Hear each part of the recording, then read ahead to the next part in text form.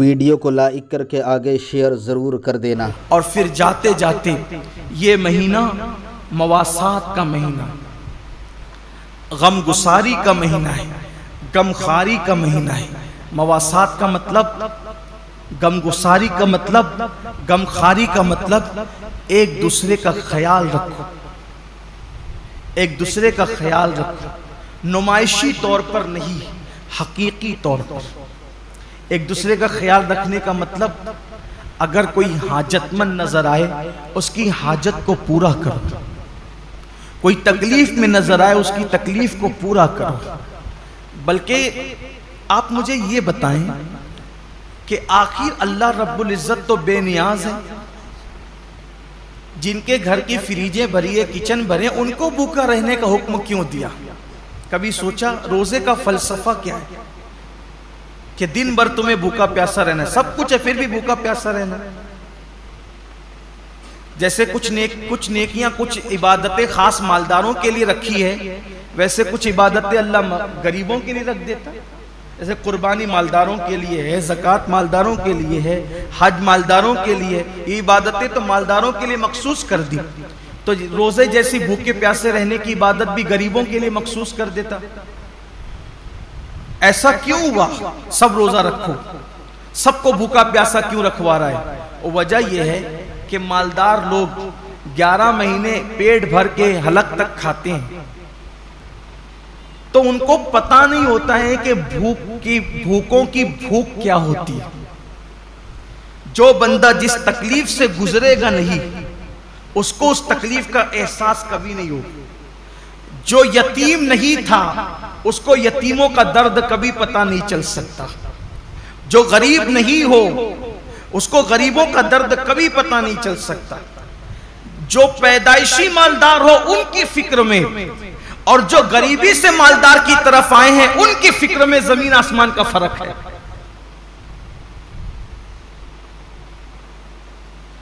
ایک مرتبہ کا واقعہ ہے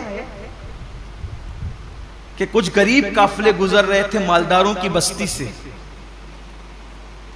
کچھ غریبوں کے قافلے گزر رہے تھے مالداروں کی بستی سے، تو وہ نیچے کی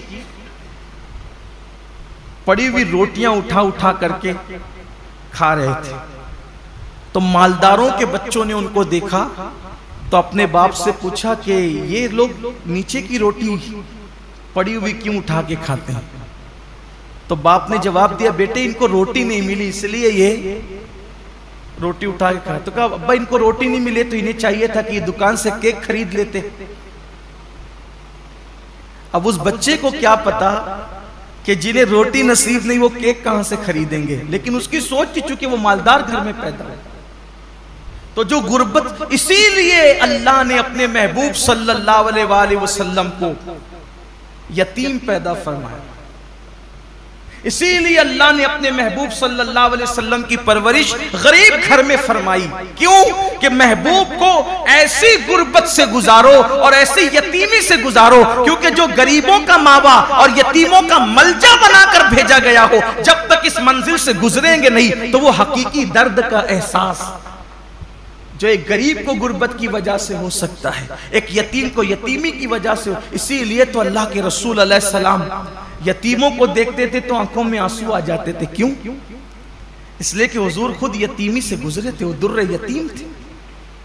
آقا فرماتے ہیں میں اس ماں کا بیٹا ہوں کہ میری ماں دھوپ میں سوکھا ہوا گوشت کھا کر کے زندگی گزارتی، اور میری ماں کو میں نے سوکھے ٹکڑے کھاتے ہوئے دیکھا۔ اللہ کے رسول علیہ السلام یہ فرماتے ہیں۔ تو یہ روزے جو رکھائے جاتے ہیں 1 مہینے تک، اس کی بہت ساری حکمتوں میں سے ایک حکمت یہ بھی ہے، 11 مہینے تک پیٹ بھر کر کھانے والوں ذرا 1 مہینے بھوکے رہ کر دیکھو کہ دنیا کے اندر جو قوم روٹی کے ٹکڑے کو ترس رہی ہے، آخر بھوک کس چیز کا نام ہے، تاکہ ان کی بھوک کا تمہیں احساس ہو۔ اور بھی حکمتیں، لیکن ایک حکمت یہ بھی ہے کہ ان کی بھوک کا تمہیں احساس ہو۔ تو یہ مہینہ مواسات کا مہینہ ہے، حاجتیں پوری کرنے کا مہینہ ہے، تکلیفیں پوری کرنے کا مہینہ ہے۔ اللہ کے رسول علیہ السلام کا فرمان ہے، حدیث پاک میں آتا ہے کہ جو ماہ رمضان شریف میں اپنے کسی مومن بھائی کی صرف ایک حاجت پوری کر دے، ایک حاجت، اللہ تعالیٰ اس کی 10 لاکھ حاجتوں کو پورا فرمائے گا اور اس کو گناہوں سے ایسے پاک کر دے گا جیسے وہ ابھی اپنی ماں کے پیٹ سے پیدا ہوا۔ اس لیے اگر اللہ نے آپ کو نوازا ہو دولت سے، اگر اللہ نے آپ کو نوازا ہو مال سے، اگر اللہ نے آپ کو خوشحال رکھا ہو تو اپنے رشتہ داروں کا خیال کریں، اپنے گرد و پیش کا خیال کریں۔ میں تو صرف یہی عرض کرنا چاہتا ہوں کہ ہر آدمی اگر صرف اپنے رشتہ داروں کو سنبھال لے تو مسلمانوں کی غربت کا خاتمہ ہو جائے۔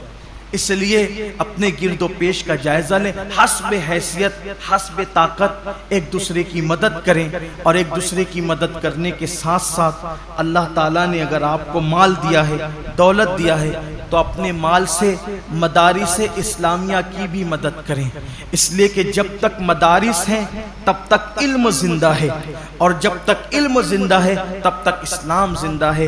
اللہ کے رسول علیہ السلام فرماتے ہیں العلم حیات الاسلام و عماد الدین، کہ علم اسلام کی زندگی ہے، جب تک علم رہے گا اسلام رہے گا۔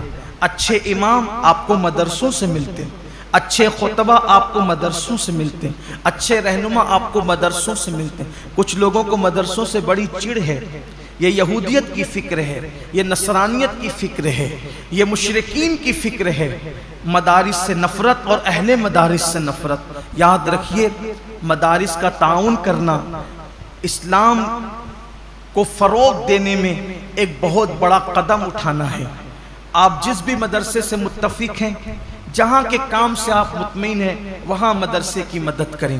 ساتھ ہی ساتھ آپ کی ہماری اپنی تحریک سنی دعوت اسلامی مختلف شعبہ جات میں کام کر رہی ہے جو آپ کی نگاہوں کے سامنے ہے۔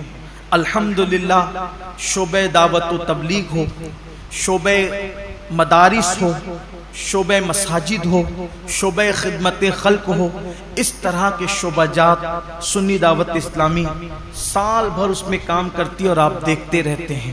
اللہ کا شکر ہے شعبہ مدارس کے زیر اہتمام 3 دارالعلوم چلتے ہیں اور 60 مدارس اور مکاتب چلتے ہیں، اور 60 مکاتب جو پورے شہر میں چلتے ہیں، تقریباً اس میں 2700 کم و بیش طلبہ اور طالبات تعلیم حاصل کرتے ہیں۔